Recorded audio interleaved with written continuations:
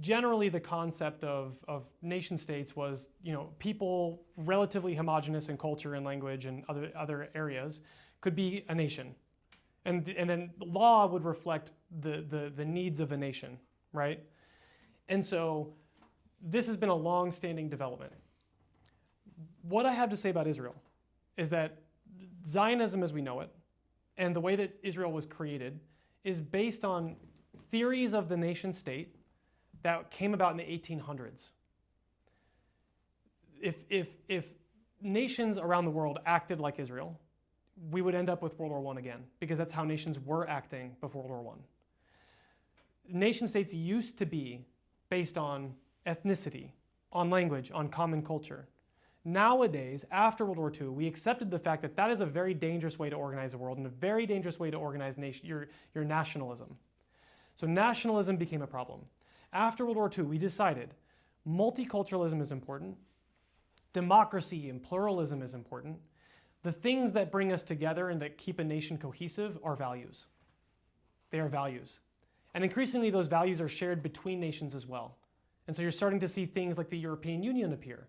You're starting to see things like international institutions, multi-government institutions, where we participate in the World Health Organization together. We participate in the UN together. We share governance with each other. We share information across boundaries with each other. We tell each other about each other's citizens. We do things in ways that were never done before because we're sharing more alignment in values in our nations than before.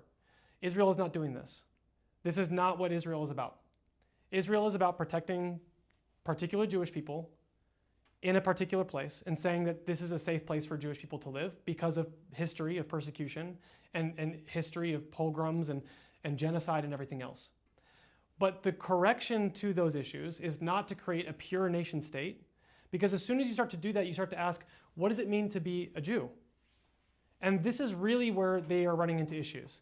Because if you're an Arab Jew in Israel, you're treated very differently than if you're a Jew from Poland originally or Ukraine.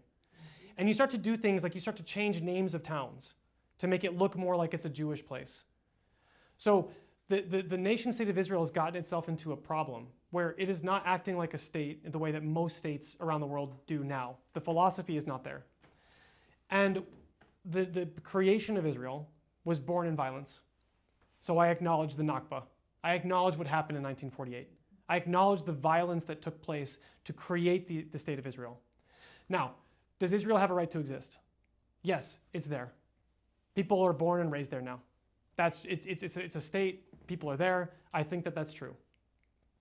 But the ongoing violence, the ongoing project of that state has never stopped, and it has always been violent. And so the settling has never stopped. The violence that created Gaza never stopped. And so Gaza is a pocket of refugees, and they were never allowed governance. They are not allowed to be a nation state in Israel's standpoint. That's why the Palestinian Authority in the West Bank is controlled by Israel. It is a government controlled by Israel. It is not representative of them. The government that was in Gaza was never representative of Gazans, right? They were never allowed to share government between the West Bank and Gaza. So there are lots of ways where Israel has made sure that this would never happen, that they would allow themselves to continue to either push or exterminate people. Because as soon as, if the West Bank is, what's happening in the West Bank, is that settlers are moving in, protected by the Israeli army, and given rights to land that they don't already own. And they go in. Now, if it's your house and you stand up for yourself, you are killed. If you are free to leave. So what I'm trying to say is that this is the wrong concept of a nation state. This is the wrong path forward for Israel. This is not the way forward for anybody. Ideally, I advocate for a one-state solution where all Palestinians and all Israelis live together in a shared pluralistic democracy like the rest of the world is supposed to join the rest of the post-World War II international system and become that type of aspiring state. Now, it needs to be a democracy. It needs to have a constitution rooted in human rights and in liberties. So Jewish people can live there and be safe.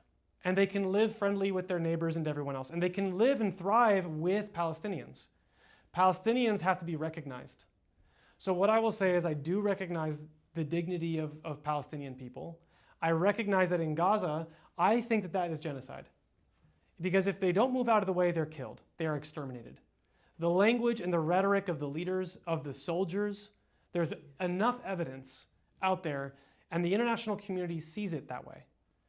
We don't see it that way, I think, because we have a generational divide on what Israel actually is. I think I see it pretty clearly from my point of view, but I'm nonpartisan on the issue. I think Jewish people have a right to be safe in the world, and I also think Palestinians have a right to be safe in the world. And if I aspire to that, I think that Israel should be the place for both.